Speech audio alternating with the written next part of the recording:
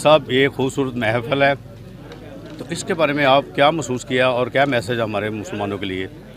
माशाअल्लाह, अल्लाह तबारक व तआला की फजल करम से बड़ी खूबसूरत महफिल हुई, बड़ा ज़ौक़ मिला। जितने भी अहबाब आए सब के चेहरों पे रौनक थी। और मुसलमानों के लिए ये पैगाम है कि हम आप सल्लल्लाहु अलैहि वसल्लम और हुजूर की आल और हुजूर के असहाब तमाम मोमिनीन जो हैं उनसे मोहब्बत करते हैं। और हमारा ये पैगाम है कि मौला अली के मिशन जो उनका हुजूर अलैहिस्सलाम के साथ मोहब्बत का जज्बा था, उसको लेकर हम कभी किसी गुमराही की तरफ नहीं जा सकते, बल्कि ये घराने ऐसे हैं, ये हस्तियाँ ऐसी हैं कि अगर कोई इनसे मोहब्बत कर ले, बशर्ते कि उसकी मोहब्बत खालिस हो, हकीकी मोहब्बत हो, अल्लाह की रज़ा के लिए हो, तो वो कभी किसी बुराई की तरफ जा ही नहीं सकता।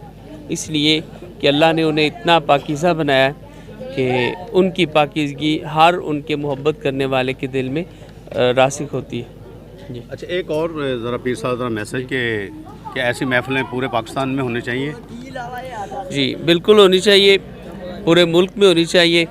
जितने भी हमारे नबी सल्लल्लाहु अलैहि वसल्लम और आपकी आल, आपके अहले बैत, आपके असहाब, तो जितने भी ये हस्तियाँ हैं, इन सब का ज़िक्र खैर होना चाहिए, ताकि लोगों को पता लगे कि हमारे जो बड़े थे वो क्या थे और उन्होंने कितना फैज़ान प्यारे नबी सल्लल्लाहु अलैहि वसल्लम का लोगों में तकसीम किया और क़यामत तक उनका जो फैज़ान है वो बढ़ रहा है। तो ये पूरे मुल्क में होना चाहिए और लोगों को इसकी तरफ तवज्जो करनी चाहिए। ना सिर्फ ये कि सुभान अल्लाह माशाअल्लाह कह के बंदा उठ जाए, बल्कि हमें अमल का जज्बा पैदा करना चाहिए।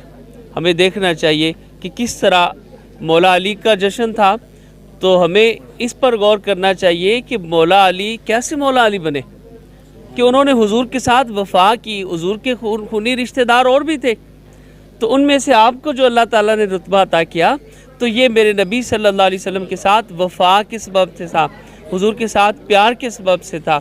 और प्यारे नबी सल्लल्लाहु अलैहि वसल्लम को जो उन्होंने समझा, हुजूर से प्यार किया और नबी सल्लल्लाहु अलैहि वसल्लम के साथ वफ़ा की, तो उसके सबब से अल्लाह तबारक व तआला ने उनका ये चर्चा, उनका ज़िक्र, उनका शोहरा बुलंद फरमाया।